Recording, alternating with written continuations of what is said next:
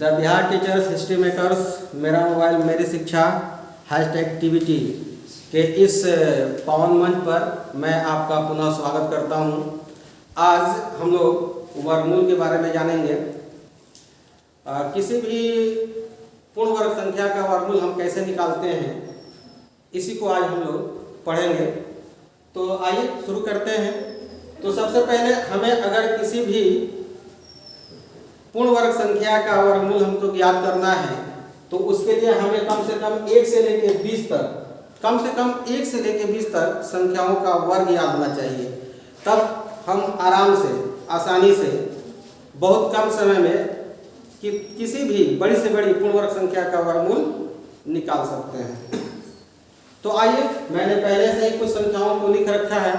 इन्हीं संख्याओं का हमें वर्गमूल निकालना है। तो आइए हम समझने की कोशिश करते हैं। तो देखिए, सबसे पहले हम 729 पर देखते हैं। तो 729 का वर्गमूल हमें निकालना है। तो सबसे पहला काम क्या है हमें कि हम दाहिने तरफ से दो संख्याओं का जोड़ा लगा लेंगे और इधर कितना संख्या छूट जाए कोई बात नहीं है, सिर्फ दो संख्याओं का हमको जोड़ा लगाते जाना है। अब देखते हैं कि ये 729 है। ये 729 का इकाई अंक क्या है? 9 है। मतलब क्वेश्चन का इकाई अंक 9 है। तो इसका जो आंसर आएगा, मतलब 729 का वर्गमूल निकालने पर जो आंसर आएगा उसके इकाई स्थान पर क्या आएगा? तो देख लीजिए, 9 के लिए तो 3 का वर्ग करते हैं तो 9 आता है और 7 का वर्ग करते हैं तो 9 आता है।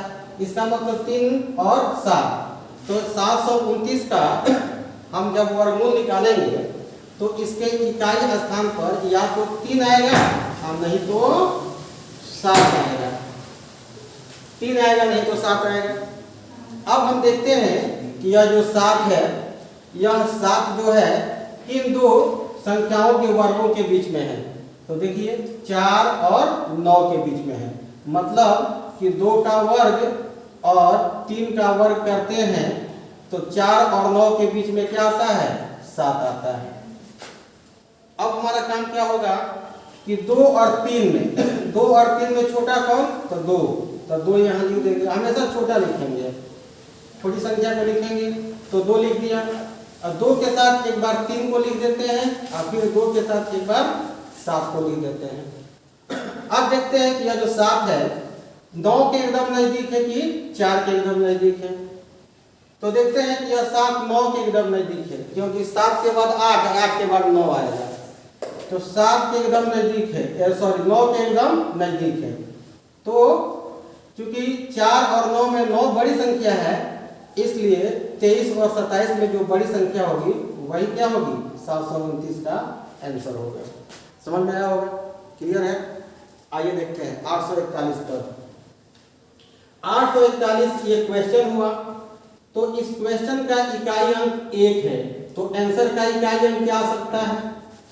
आंसर का इकाई अंक क्या आ सकता है? देखेंगे, या तो 1 आएगा नहीं तो 9 आएगा, क्योंकि 9 का वर्ग करेंगे तो 81 होगा। तो 81 का इकाई अंक 1 है और 1 का वर्ग करेंगे तो 1 आता है।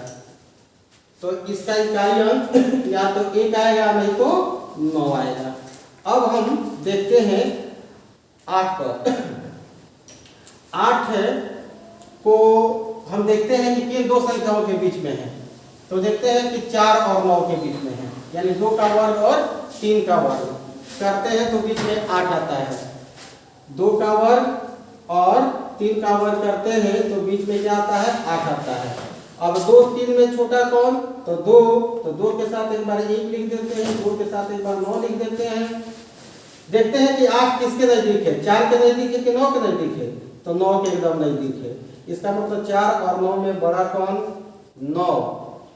तो आंसर हमारा 21 और 29 में जो बड़ा होगा वही होगा। तो 29, यानी 841 का वर्गमूल 29। बहुत आसान है। क्लियर है? आइए 2209 पर देखते हैं। जोड़ा लगाइए 0 9। अब इस क्वेश्चन का इकाई अंक 9 है। तो आंसर का इकाई अंक या तो 3 होगा और नहीं तो 7 होगा, क्योंकि 3 3 9 और 7 7 49 होता है। अब 22 पर देखते हैं। यह 22 इन दो संख्याओं के वर्गों के बीच में है।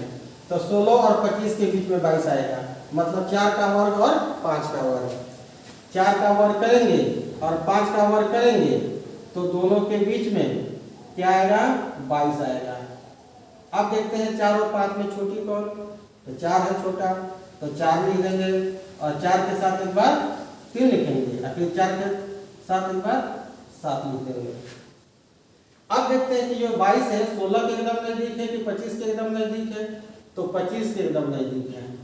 22 25 के एकदम नजदीक है, मतलब 16 और 25 में बड़ी संख्या 25 है तो बड़ी संख्या के नजदीक है, तो 43 और 47 में जो बड़ा ही होगा वही आंसर होगा, मतलब क्या 47, मतलब 2209 का वर्गमूल 47 होगा। क्लियर है, समझ में आ रहा होगा, घबराइए नहीं। और देखते हैं जैसे यहाँ पर आइए, जोड़ा लगाइए 04 04 क्वेश्चन का इकाई अंक 4 है, तो आंसर का इकाई अंक 2 आएगा या तो 8 आएगा। आंसर कहने का मतलब कि यहाँ कौन सी संख्या आएगी जिसका वर्ग करेंगे तो 4 आएगा, तो 2 2 का 4, 8 8 का 64 4, तो क्वेश्चन का इकाई अंक 4 है तो आंसर का इकाई अंक 2 नहीं तो 8 लिखेंगे। अब 104 पर देखते हैं। 104 किन दो संख्याओं के बीच में है, तो 100 और 121 के बीच में है, मतलब क्या 10 का वर्ग करेंगे है ना और 11 का वर्ग करेंगे तो इन दोनों के बीच में 104 आएगा। अब कौन सा काम करेंगे हम, तो 10 और 11 में छोटी संख्या कौन, तो 10, तो 10 लिख देंगे और 10 के साथ एक बार 2 को लिख देंगे और 10 के साथ एक बार 8 को लिख देंगे।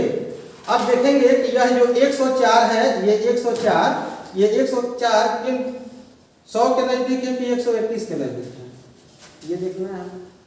तो देखिए 100 के नजदीक है 104, क्योंकि 121 तो बहुत दूर है, इसका मतलब छोटी संख्या के नजदीक है, तो इन दोनों में छोटी संख्या कौन 102, तो 10,404 का वर्गमूल कितना होगा 102 होगा।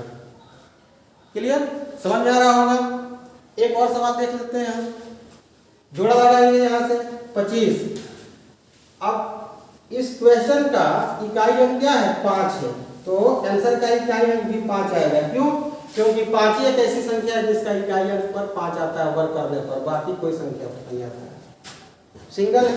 अब 132 को देखते हैं, 132 किसके बीच में है, तो 131 और 144 के बीच में, मतलब 11 और 12 का वर्ग करेंगे ना, 11 का वर्ग करेंगे 12 का वर्ग करेंगे तो इन दोनों के बीच में 132 आएगा।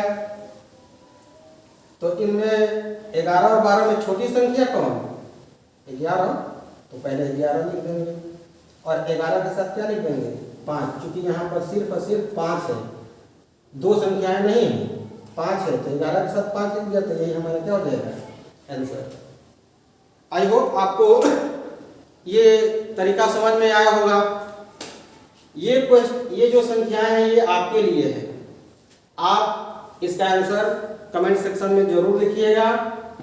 आज इतना ही, मिलते हैं ऐसे ही खूबसूरत वीडियो में, तब तक के लिए आपका दिन शुभ हो।